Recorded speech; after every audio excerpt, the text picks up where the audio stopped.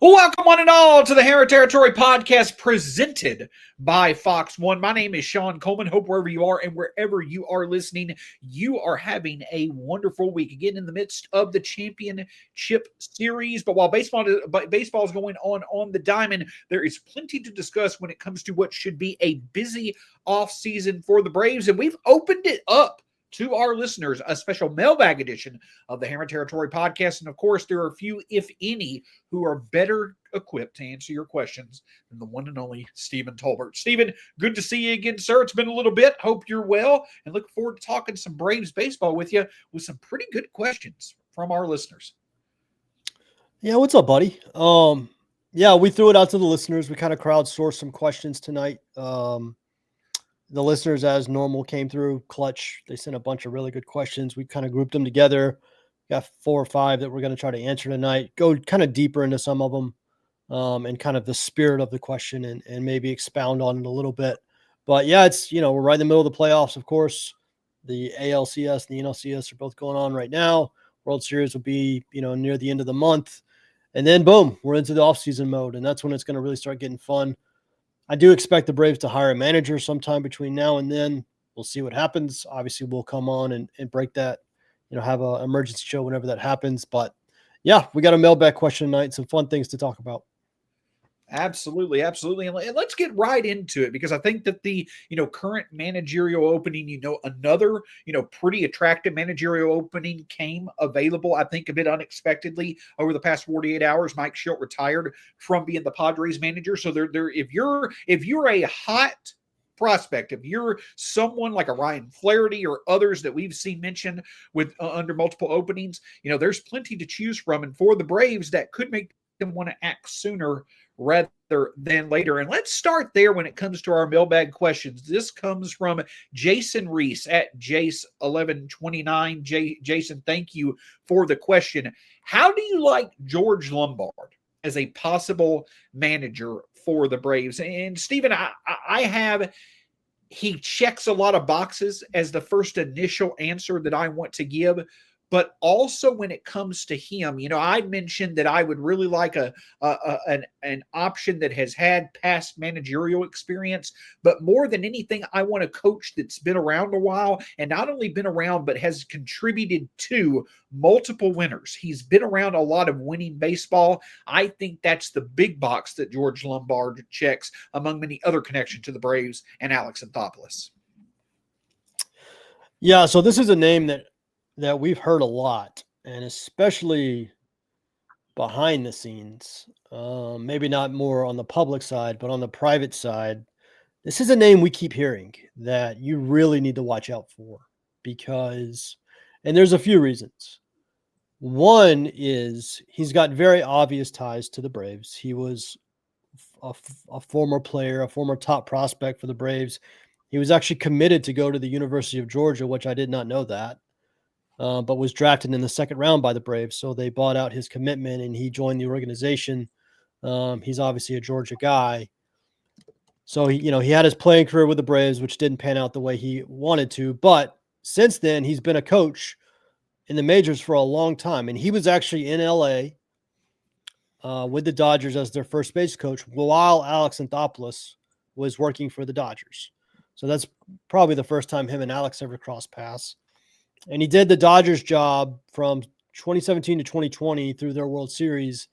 And then over the last 5 years, he's been the bench coach for A.J. Hinch in the Tigers organization. And the Dodgers and the Tigers are two organizations that push kind of modern baseball forward. They're not stuck in the past. A.J. Hinch specifically is a pretty forward-thinking manager.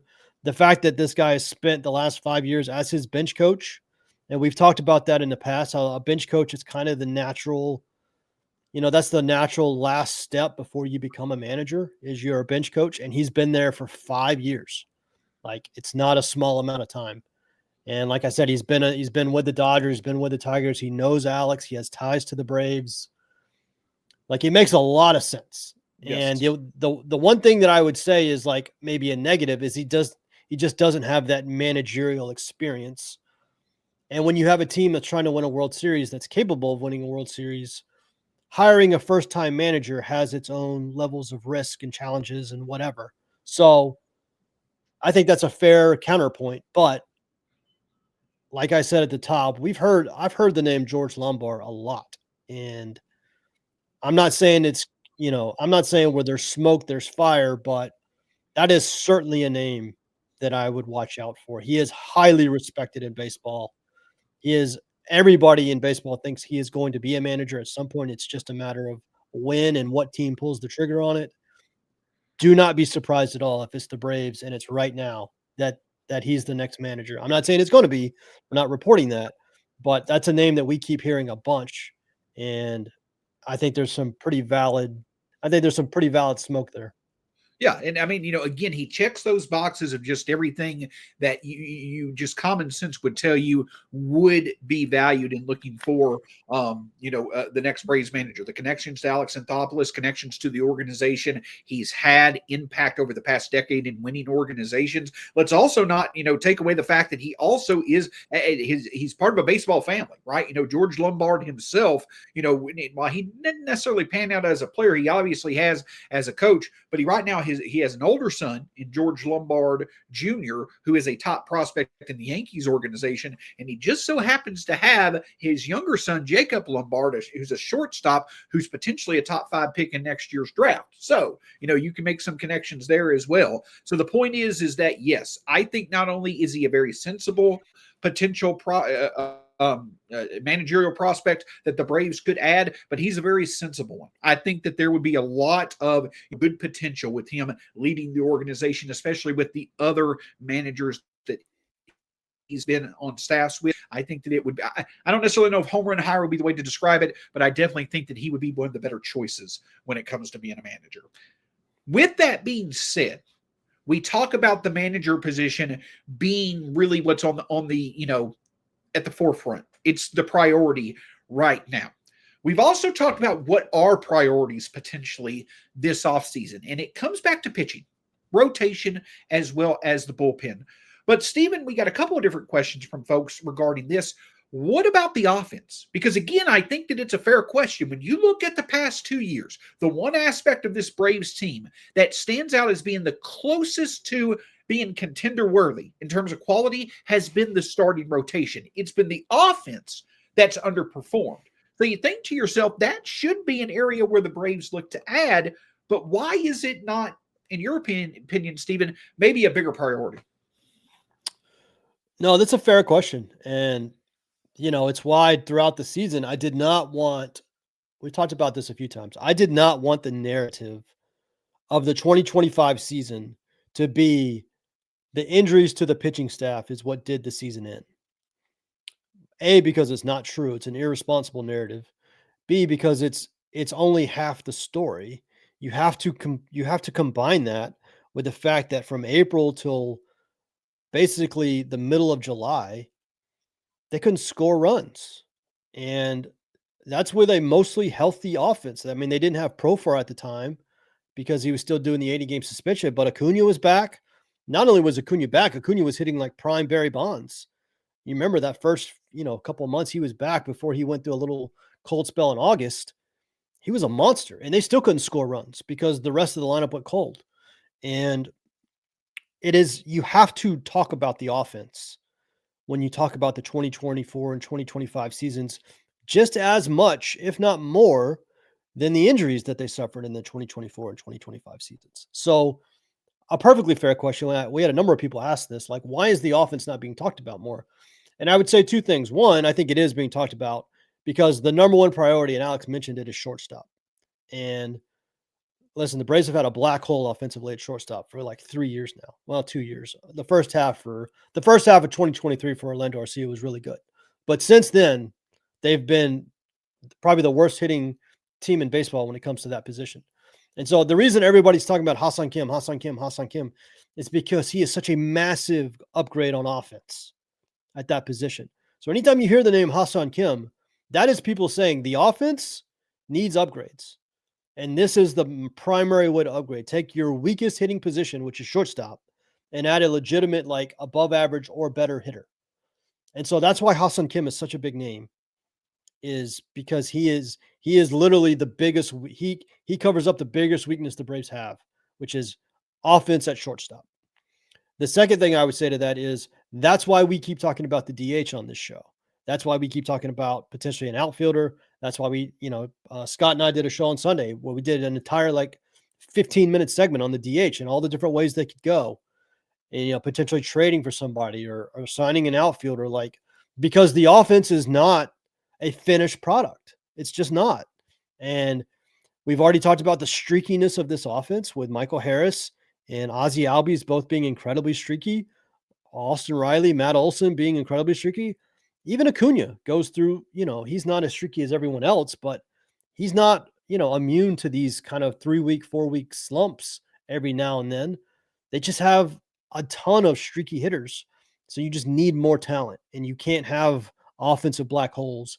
That's why shortstop is so critical. That's why Ha-Seong Kim is so critical. And that's why I think, we said it on the show on Sunday. I think DH is not being talked about enough. DH matters. We got to go find another good hitter to complement these other hitters that can be good, but can also be awful for times. And you got to be able to sustain that and weather that. And you do that through more talent. And so it's a fair question. The offense was the problem in 2024. And for the first half of 2025, basically the competitive portion of 2025, the offense was the culprit. So Ha-Seong Kim and a DH is a big part of this offseason, and I think it does need to be talked about more. I agree with you. I definitely think those are two areas, especially if that other DH option can play the outfield as well. A bit more simpler perspective on my end. When I say simpler, I mean, just to me, it just comes down to this. You just have less room to add value on the position player offensive side than you do on the pitching side. Because when you look at the Braves' overall position players, they're beside shortstop, you have a player already in place in the 8 or in the 7 other positions that you have multiple years of control over, and that you either owe money to or just makes sense to be playing. And they're going to be playing every day. So that's the reason why I say that offense is probably not being talked about as much as pitching, because you just don't have as much room to add value, because a lot of those players you've already got in place for multiple years of control, they may not necessarily have the best value to move, so it doesn't make sense to move them. So I just think that's the issue. And that's the downside, like we've discussed about having so many extensions out there if they're not performing to their expectations. So I think in terms of, why the pitching is being talked about a bit more than the offense, to Steven's point, it is because of the fact that, pitching probably makes sense as the big addition. And we are talking about offense on the shortstop side, but I just think it really comes down to the fact that you've already got a lot of your main offensive players in place. You could see another significant move or two on the pitching side make a bit more sense. However, we talk in general about where the Braves could add. What about some specific names? And what exactly is the order of operations to get those moves made? That's another mailbag question here in just a moment after a word from our partners. This is for everyone listening right now. What are you wearing right now? And why isn't it MeUndies? Kraft, it is time for everyone to upgrade and get that super soft micro-modal glory. So good that you don't want to take it off. The reason I'm stone facing you is because that's how soft they are. It's ridiculous. I don't even understand what kind of material it is. It's got to be something space age for your butt. Signature super soft micro-modal fabric. Breathable, stretchy, unbelievably cozy. And now you can even get glow in the dark, part of the Halloween line. Right now, as a listener of FT, you can get cozy and spooky for less with deals up to 50% off at MeUndies.com/foul. Enter promo code FOUL. That's MeUndies.com/foul. Promo code FOUL for up to 50% off MeUndies. Comfort that's made for fall. So, Stephen, I think that if you were to set up this offseason, and if you were to ask yourself, okay, what would make this a successful offseason? What needs being filled would really stand out as helping to define this offseason as a success? And I think that 4 stand out. Hiring the right manager, filling the shortstop position with a reliable option, getting another significant arm for the rotation, and getting a somewhat reliable to reliable option in the bullpen. Would you agree that that would be a pretty good assessment of the big needs this offseason? Yes, I could quibble a little bit on the order, but yes, in terms of totality, yes. Yeah, and I didn't mean to put them in any order or anything. Yeah. Just was listing them off as Yeah. the four main ones. Well, that's just a fun way of looking at it. And we had a fun question from C Breezio on Twitter. I like the name.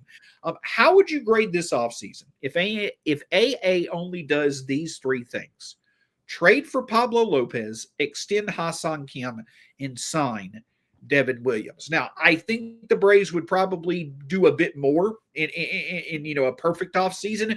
But if you're looking at those level of names being added to the Braves, I think that is a pretty reasonable expectation for what a highly successful offseason would look like. You've got three pretty significant additions via trade and free agency that I think really could improve this Braves team going forward. And I like the way that he positioned it, in that I truly do think that the big moves for the Braves this offseason is if they can extend Kim, that's your main offensive signing, and you will see them add a significant arm to the rotation via trade or via free agency. And then I think that they're going to go try to find a value add in the bullpen, someone that was successful in the past that maybe has fallen off a little bit here recently. But yes, I don't know about those specific names that were mentioned, but names on a similar levels of those guys, if you can get three of those additions, additions at that level to this team, I would consider that a very successful offseason. Yeah, so let's just go through them real quick. So, of course, signing Ha-Seong, like if you start the offseason by signing Ha-Seong Kim, then everything else, like you've created a floor for the offseason where it's not probably going to drop below like a B, right? Like if I know for a fact that Ha-Seong Kim's going to be the shortstop next year, a lot of my anxiety about the offseason is already gone, because like that's just a massive upgrade at literally your biggest, your number one weak spot on offense, which is shortstop. So if you do that, if you start there, you're really going to have a hard time convincing me they're going to have a bad offseason. Now, they might not have a great offseason, but adding Ha-Seong Kim alone gets me to like a B in terms of a grade. So then you move to Pablo Lopez. And I've always loved Pablo Lopez. I wanted the Braves to go after him when he was in Miami. And, the Twins made that really aggressive trade for him. I think that was the Luis Ariz trade, if I remember correctly. And Ariz has already been traded back to the Padres since then. But Ariz and two prospects for Pablo Lopez. Yeah, that's right. So Pablo's always been underrated just because he played in Miami for so long. Now I will say the one you would have to trade for Pablo. He's still under contract. He's signed to a very reasonable contract. I think he's signed through 2027.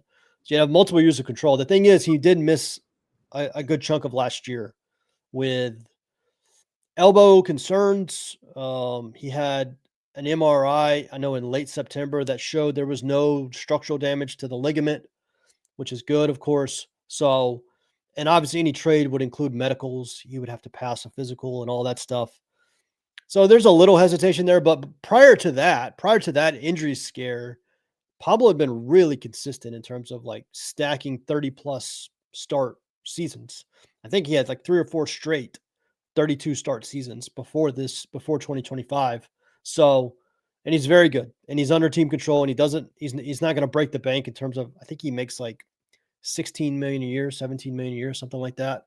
I have to go back and look at the contract, but I remember when he signed it. So I think it's something like that. So of course, if the Braves announced a trade for Pablo Lopez tomorrow, the first thing I would do is I'd come in here and I'd talk about the elbow. I talk about the concerns with the elbow, but I would mention he's a very good pitcher. He's under a very, very reasonable contract. He's got multiple years of control. All good things.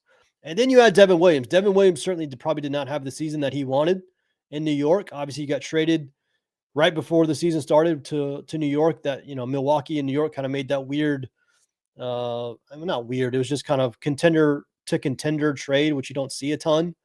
And playing in New York is a different animal. I'm not going to put a ton on 2025.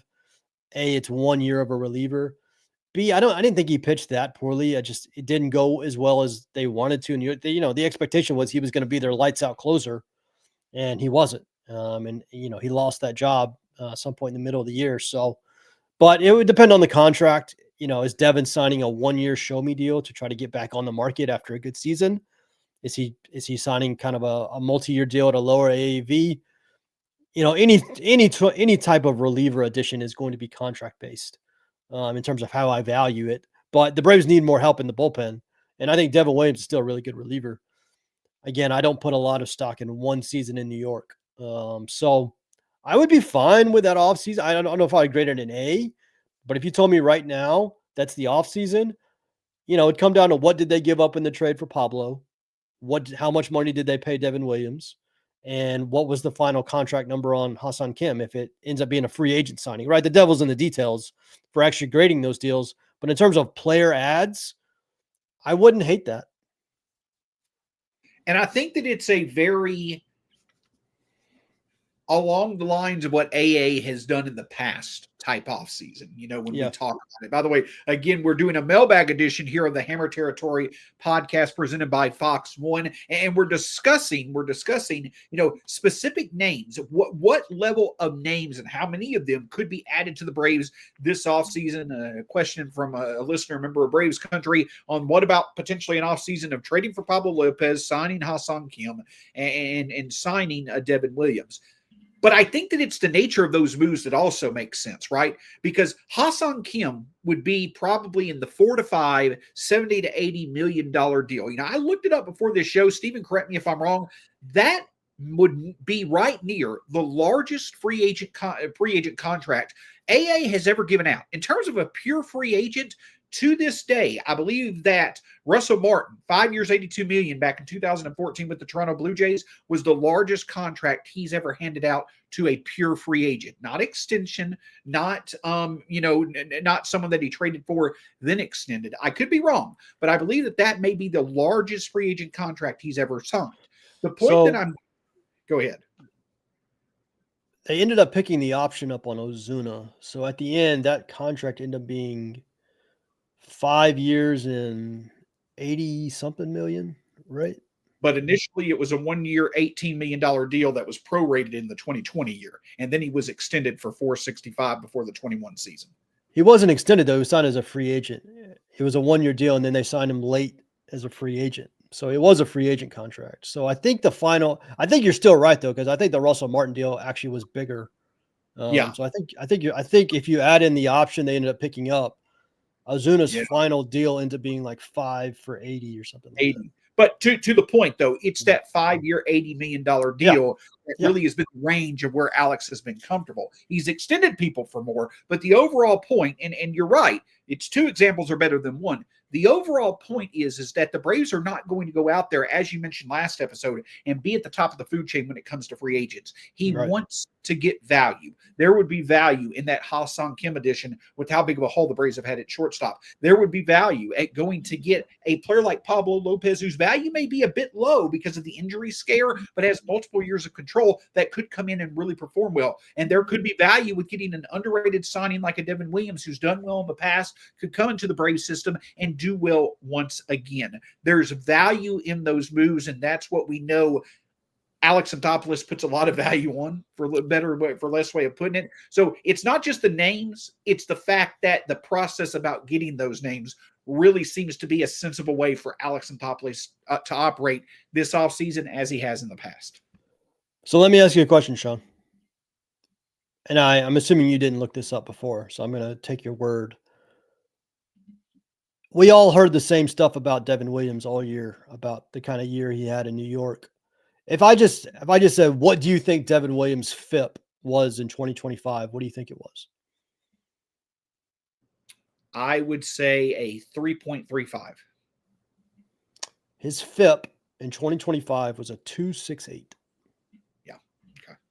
And his xFIP was a 2.95. Yeah. So you can forget everything I just said about Devin Williams signing a 1 year show me deal. Devin Williams is going to get paid. Devin Williams is going to get paid a lot of money. People don't care about it. He had his ERA was almost in the 5s. It was a 4.8, but his strikeout numbers were insane. He was striking out 13 per 9 innings. He had his FIP and XFIP were both looked great. His velocity still looked normal. You can forget Devin Williams on a value count. Devin Williams is going to get paid a lot of money, so that might change the evaluation here. And it doesn't mean Alex won't sign him. Like you said, one of the biggest contracts he ever handed out was to a closer when he signed Will Smith, and he traded for even bigger contract when he traded for Raisel Iglesias. He took on that entire deal, which is essentially like a free agent signing, basically. So he has shown he will spend money on bullpen. He will especially spend money on closers. So Devin Williams could still be the name, but I think it's going to cost a premium. And Devin Williams also, I'm not necessarily saying they're the same repertoire, but it's a similar setup as Raisel Iglesias. We know Raisel Iglesias, best pitch is that changeup. It's the same with Devin Williams, not just simply overpowering stuff. So maybe he thinks Williams ages well. So yes, I think that Williams could be there. But to your point, he could pay. But in general, the question about the level of names mentioned in that question and the order of operations, the way about going to get those names, I think that it is a very sensible way of looking at the offseason. And if the Braves go about filling in, those needs that we talked about, an anchor guy in the bullpen, significant rotation addition, and, another, good, or the shortstop position, obviously with Kim, if you've got that as the basis for your offseason, I think that it is a very successful offseason. But we talk about sensible approaches to the offseason, how AA could go about operating like he has in the past. But in the past, Alex Anthopoulos has been known to come out of left field plenty of times to make some very noteworthy moves. Could that be in play this offseason as well? More on that particular thought in just a moment after another word from our partners. KP, we both love Omaha steaks.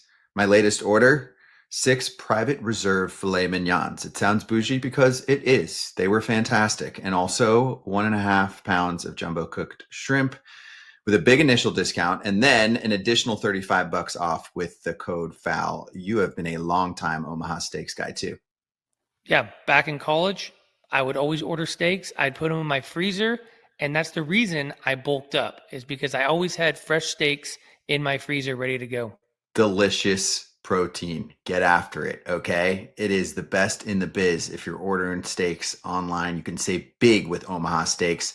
Visit omahasteaks.com for 50% off site-wide and an extra 20% off select favorites during their early Black Friday sale. And for an extra $35 off, use promo code FOUL at checkout.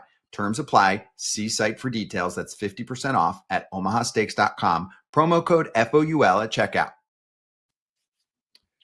So, Stephen, we use left field. I feel bad for left field because sometimes it's kind of made fun of as the position on the diamond. It's the unexpected area of the diamond where things happen. When people describe what's going on. Again, here on the Hammer Territory podcast presented by Fox 1. Stephen, if there was a move out of left field, this question comes from, let's see here, Not Your Father's Podcast. Yeah, Not Your Father's Pod. Are there any out of left field moves you could see Alex making this offseason that he would move a guy from the big league team for a significant addition? And he mentions other than Shawn Murphy, who's been talked about. Now that qualifier, that specific detail about a left field move, that changes things a bit. But what are your thoughts about that? And out of left field move, and listen, if it's even not moving a guy off the roster, what would be an out of left field move that you may be in favor of this offseason? Yeah, so Alex is always good for, not always good for one of these, but can oftentimes be good for one of these. The way, obviously trading William Contreras in that offseason, no one saw coming. And obviously today there's a lot of people who still, don't enjoy that fact. But the fact is we didn't see it coming.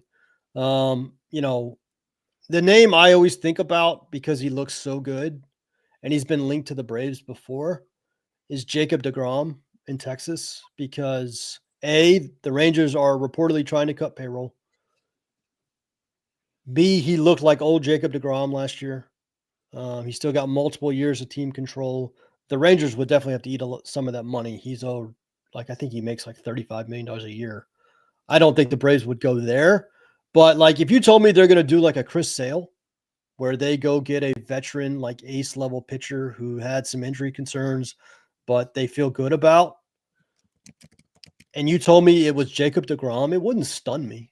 Now, again, you have to figure out the money. The money is a big factor, and I know I'm going to get people responding to this. Have you seen Jacob deGrom's contract? It is a lot of money, but I think it's only 2 years. I think it's only 2026 and 2027. I think he has a club option after that. I have to go back and look, but I think he makes like $35 million this year, $35 billion next year. So you'd have to figure out the money side, but like that's the level of move I would put in terms of like, we did not see the Chris Sale move coming. No one saw that move coming. I mean, as out of left field as it gets, it was on no one's radar because Chris Sale had these injuries. He had used to been an ace, but he'd had these injuries and kind of had left people's mind in that way. And in a lot of the same ways I can say about deGrom. And again, deGrom has spoken highly about the Braves in the past. I actually thought the Braves might aggressively go after deGrom when he became available with the Mets. So that would not stun me. There's a couple of outfielders are tough because it's, I would not be stunned if they went back to the Byron Buxton deal. Anybody with the Twins are clearly resetting the whole thing. So like a Pablo Lopez, Joe Ryan, the Twins still have some decent relievers. Like none of that would surprise me. You should never be surprised with anybody from the Rays. They move people all the time. Brendan Lau for the Rays would make a lot of sense. They've got some pitching that would be interesting. Trades are tough because you can really throw out so many names, but deGrom is stuck in my head for the last couple of weeks just because of the parallels to Chris Sale and how it feels a lot the same. Now, again, they have to work out the money. The money is no joke, but if they were able to do that and the Rangers reportedly want to cut payroll, that would not stun me. So we are on similar tracks when it comes to the out of left field move that I think the Braves could make. And mine is more kind of the format of the type of move that would come out of left field than it is necessarily just a completely off the radar move. I think that there is a lot of sense being made in the Braves making a trade to fill two needs at one time. I've seen this discussed a bit on Braves Twitter, and I agree with it as well. Ohtani? We talking about Ohtani? No, not that level of killing two birds with one stone. But Frank Wren in the past, like Will Oman and Reed Johnson, a bit bigger scale though. Being able to go out and get an arm and a bat in the same move that could make sense. Now, it's identifying the teams where it would make sense to go do that. And, for instance, I don't think like the Braves would go to the level of a Pablo Lopez and Joe Ryan plus a Byron Buxton from the Twins or a Mitch Keller and Brian Reynolds from the Pirates. I don't necessarily think that they would look to take on two long-term contracts like that in a move. But what if you go to the Cardinals and you potentially want to look at, a Sonny Gray and a Lars Nootbaar, if they would be interested in that, if you could offer the right type of prospect package to go get that type of combination. Talk about the Rays, a Brandon Lau and a Griffin Jacks. You're able to get your anchor bullpen piece, plus you're able to get that utility guy. Maybe if you want to take another chance on a former top prospect who didn't pan out, if you want to go talk with the Rangers who want to cut costs, what about Nathan Eovaldi and Evan Carter as a potential combination that could make sense? The thing that I'm getting at is that I think that tandem type trade could make a lot of sense for the Braves. It could potentially be that value type move that Alex really values. And here's the other reason why I think that it could make sense to do it this offseason, because the Braves, I feel, have a bit more ammunition, have a bit more in that prospect cupboard to trade this offseason, but they also are going to have a bit more ability to replenish anything that they trade in that 26 draft, especially if Drake Baldwin wins Rookie of the Year. So I think that type of move could make a lot of sense, that Toronto Alex type move. You hear that music playing, that type of move, killing two birds with one stone, filling two needs with one trade, I definitely think could make sense, and this would be the time to do it to really improve the team for 26. Yeah, I could see, especially the Cardinals one. Again, Sonny Gray makes a lot of money next year. You have to work out the money, but the Cardinals are in such a weird spot. I don't really know what they're doing. The Brewers and the Cubs have just so completely passed them. They're kind of stuck in the middle, which is where you don't want to be. what's the GM's name that just retired there? John Mozeliak. Mozeliak, that's right. He just retired. So they got a whole new front office coming in, not tied to any of those players. So I would not be surprised if St. Louis is aggressive and trying to move pieces around. They have a couple of hitters that I would be interested in. Brendan Donovan has always been one of my favorite players, but I don't know if they would let him go. But yeah, that would make sense.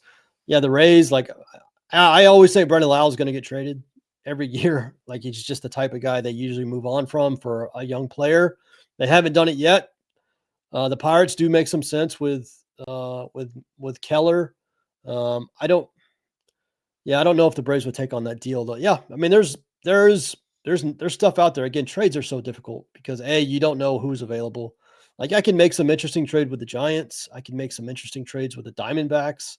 I can make some interesting trades with the Padres. You know, there's always been talk like the Padres are trying to clear money. The Padres have kind of outspent their allotment the last few years, and at some point they're gonna have to roll it all back. If they ever got to that point, I could make some interesting trades with the Padres. You know, there's teams out there, but you never know who's actually available. We don't get that on the public side. We just don't get that information. Now we hear stuff privately sometimes, but very rarely is it to that level. So we'll see. I could see a lot of that, but for some reason DeGrom is stuck in my head as like the Chris Sale move. And maybe I'm being biased because the Chris Sale move worked out so well. Because the DeGrom move would also obviously have some serious risk attached to it and could blow up in your face pretty hard if he gets hurt again. But yeah, I mean, with Alex, you always need to expect that there might be something like that coming down the pike.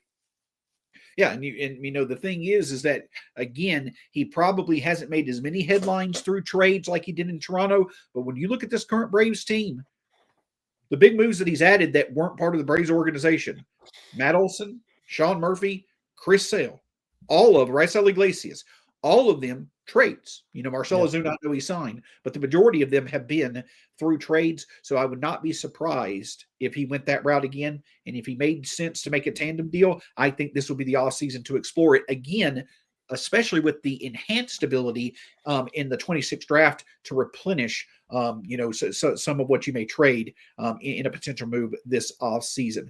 Steven, do you have anything else as we wrap up this mailbag edition of the Hammer Territory podcast? Thanks so much. Listen, the reason why we do mailbag editions is because it allows for us to be able to cover topics that you, the listeners, Braves country, finds interesting. And also, it's just fun to talk about. It's fun to speculate. This is the time to speculate. This is the time to get a little crazy when it comes to predictions, and that is always fun. Steven, anything else from you as we wrap up this edition of the Hammer Territory podcast? No, shout out to the listeners for coming through with some questions. I sent that tweet out at like 5 p.m. Eastern, which is like the exact opposite time that you want to be sending out a tweet anytime you need engagement to go with it. And there was just a ton of responses. We're going to save a bunch of them because this is not the last mailbag that we're going to do this offseason for sure. So we'll get to more of them as we go through the offseason. We just picked 4 or 5 that we felt were the most interesting tonight. But yeah, shout out to the fans, of course. We're just kind of in wait and see mode on the manager. I do think the news is going to come. I think it's going to be just out of nowhere. A blue box gets tweeted out by the team account and the Braves have a new manager. I do not see there being a lot of smoke leading up like there is for some other clubs. There are a lot of openings in baseball right now for managers. There's like 7 or 8. I think the Padres made 8 or 9. I can't remember exactly how many. There's a ton. I don't really remember an offseason with this many teams needing managers. So that could lead to some urgency where the Braves want to make a move to get their guy because there's heavy competition for him. So we'll see. We'll see what happens. It's obviously as soon as it drops, we'll be on here talking about it. And then when we get to the end of the month and kind of beginning of November, we jump into the season or the off season. And there's a whole bunch of dates that stack up and are important. And we'll get to all that when it's time. But we appreciate the support as always. And yeah, we'll be here to cover it all. And I've seen a couple, think pieces out there that have written about it and all that different stuff. I feel like there's not much debate there. The Braves are the most attractive job out there right now when it comes to filling a manager's position. I'm sorry, but all I have to do is just mention the name Ronald Acuna Jr., and that immediately takes care of 80% of the argument. And I know I may be a bit biased, but I don't think that it's going to come down to that. Like, I think that Alex probably has a candidate or two in mind that he's probably not going to have to fight other teams for, but it doesn't hurt that the Braves are a pretty attractive job compared to their long-term outlook. And it starts with Alex Anthopoulos himself as well. So again, I agree with you. I think the manager position is going to be filled, and hopefully quickly, because then that can lead us to, purely focusing on what to add to the roster. But again, very busy offseason. As Scott and Steven discussed last time as well, we know that Alex Anthopoulos loves to do his heavy lifting in early November. So once we get past the games being played and ending this season, we really could see Alex Anthopoulos take center stage. But can't thank you enough for joining us on this edition of the Hammer Territory podcast, again, presented by Fox One. You can find me at StatsSAC on Twitter/X, Steven Tolbert at @B_outliers. Make sure you follow Hammer Territory across all forms of social media, part of the Foul Territory family of podcasts. Don't forget, you can also go to get apparel. Get Hammer Territory apparel. Where can they go, Steven, to get Hammer Territory apparel? HammerTerritoryShop.com. I'm a big Tumblr guy, so this is where I go for my stuff. But yeah, HammerTerritoryShop.com. Shirts. You've got pullovers, you've got tumblers. I don't know if they've taken up my idea of autographed pictures of me and Steven on the podcast, but hey, in time, that may be a hot seller in time. Until next time, go Braves. We'll talk to you again soon here on the Hammer Territory podcast.